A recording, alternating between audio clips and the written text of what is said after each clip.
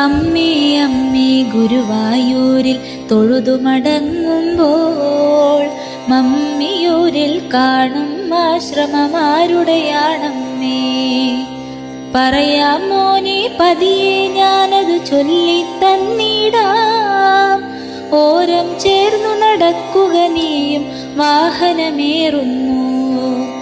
തിരക്കുകൾ കൂടിയ ഭാഗത്തെങ്ങനെ ആശ്രമമുണ്ടായി? അത്ഭുതമേറെ തോന്നുന്നമ്മേ കേൾക്കാൻ കൊതിയായി. തിരക്കുകളെല്ലാം ഇവിടെ തീരും കാശി കൺമണിയേ. അകത്തു കയറിപ്പോയാൽ പിന്നെ ശാന്തം സുന്ദരമായി. ലോകമറിഞ്ഞൊരു ഗുരുവാണല്ലോ ഗുരുബാബദേവൻ. വാണരുളിയിടും ക്ഷേത്രമിതല്ലോ ദക്ഷിണേശ്വരം. എങ്കിൽ പിന്നെ വൈകാതമ്മേ ഉടനെ പോയിടാം. അമ്പലക്കുളമതിൽ സ്നാനം ചെയ്യാം, നിർമാല്യം തൊഴുകാം. വാഗച്ചാർത്തും കണ്ടുമടങ്ങാം, വഴിപാടുകൾ നേരാം. ഉണ്ണിടെ നാളിൽ പൂജ കഴിക്കാം, പായസം നേദിക്കാം.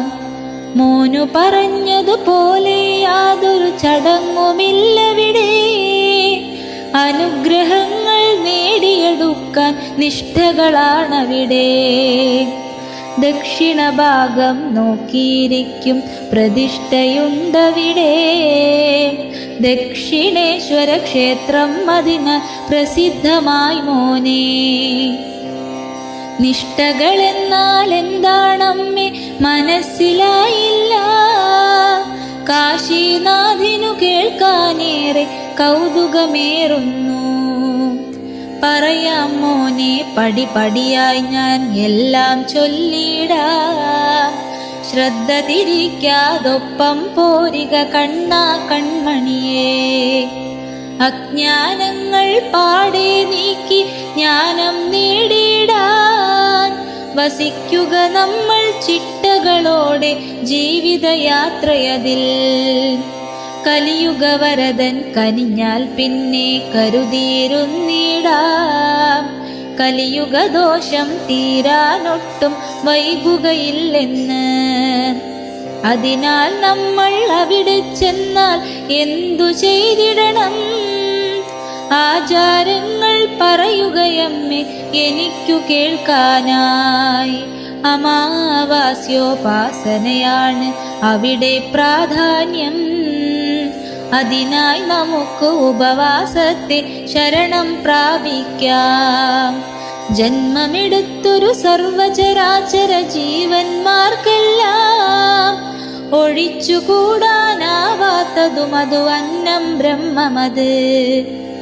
നിശ്ചിത ദിവസം കറുത്ത വാവിൽ അന്നം ഒഴിവാക്കി വായുവിൽ മാത്രം ശ്വസനം ചെയ്യും പ്രക്രിയയാണിതു മോൻ. 2 രാവും 1 പകലുമായി നീണ്ടൊരു തപസ് ചെയ്ത് 36 മണിക്കൂർ നിൽക്കും അനുഭവ സത്യമിത്.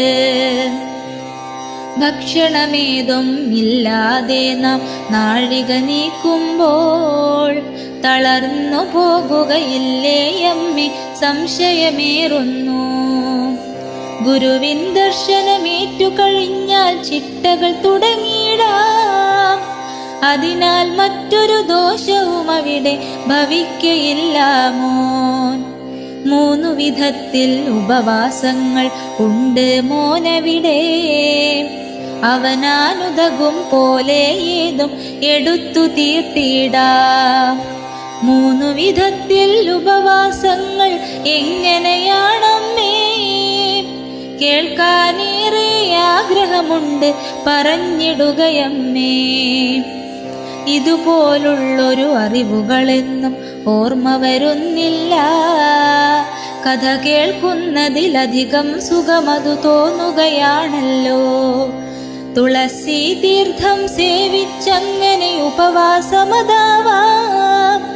അതിനു പറയും പേരാണല്ലോ തീർത്ഥോ ഉപവാസം.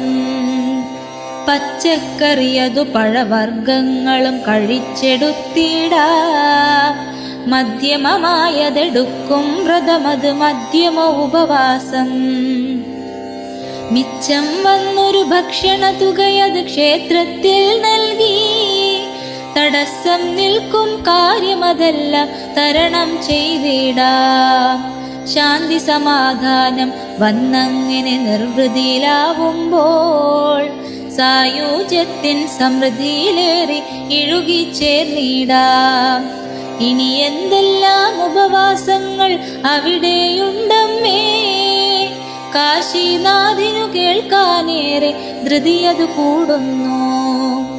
മറ്റൊരു പേരിൽ അറിയപ്പെടുമൊരു അധമോ ഉപവാസം, മുടങ്ങിയ ഉപവാസത്തിൽ ദോഷം തീർക്കാൻ അതു മതിമോൻ. ഉപവാസങ്ങൾ ഏതും ചെയ്യാൻ സാധ്യമതല്ലെങ്കിൽ ആഹാരങ്ങൾ കഴിച്ചെടുക്കും അധമോ ഉപവാസം.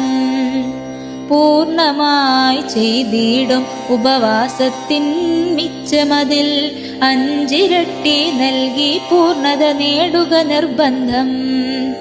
ഇളവുകളേറെ നൽകും ഉപവാസങ്ങൾ തന്നിട്ടും അമാവാസ്യോപാസന എന്തിനു ചെയ്യുന്നു നമ്മൾ?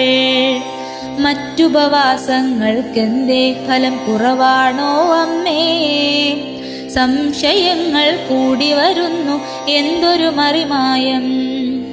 മായയുമില്ല മന്ത്രവുമില്ല കേൾക്കുകയുണ്ണീ നീ, നിന്നുടെ സംശയം അമ്മയ്ക്കേറെ കൗതുകമാകുന്നു. അറിവുകൾ നേടാൻ ആകാംക്ഷയിൽ നീ ചോദിച്ചിടുമ്പോൾ അനുഭൂതിയിലെൻ മനസ്സും നിമിഷം നിർവൃതിലലിയുന്നു. അമാവാസ്യോപാസന എന്നാൽ പവിത്രതയേറിയിടും മാനവരാശിക്കറിവുകൾ നേടാൻ അവസരമാണിതുമോൻ.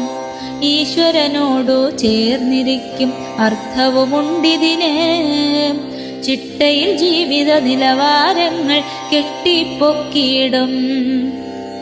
ജീവിതശൈലി രോഗങ്ങൾക്കൊരു അറുതിയും വന്നിടും, കൂടെ രമിക്കും കുടവയറെല്ലാം താനെ പോയിടും.